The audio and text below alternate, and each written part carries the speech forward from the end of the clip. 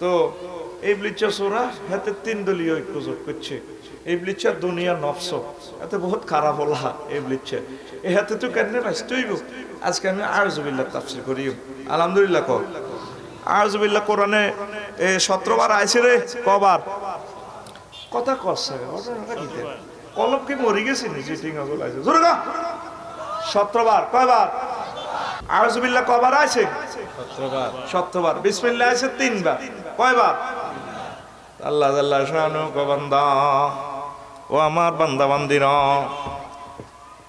তোমরা যখন কোরআনে কারীম পড়তে আসবে পড়ার ইচ্ছে করবে আমি মাওলার সাথে ওহীর সংযোগ লাগাইবে সরাসরি আমার সাথে কথা বলবে তখন তোমার একটা কাজ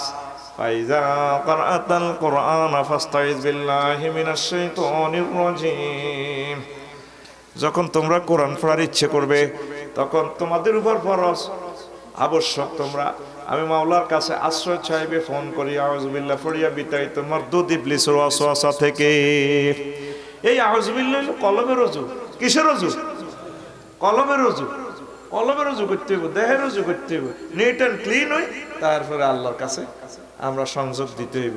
মোবাইল সংযোগ দিতে হইব পড়ে আমিন এই কথাটা আল্লাহ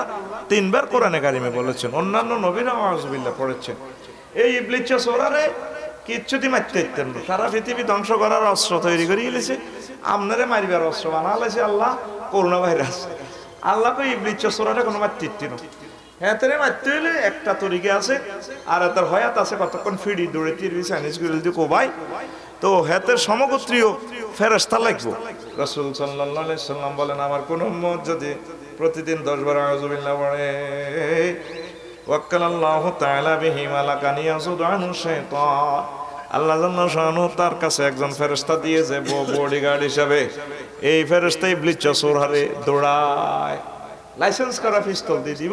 ইবলিসের দেখলে গুলি গোলামের কাড়া তাইলে আমরা সেফ থাকবে কথা কি বুঝছেন ইনশাআল্লাহ বুঝেন না খেয়ালরা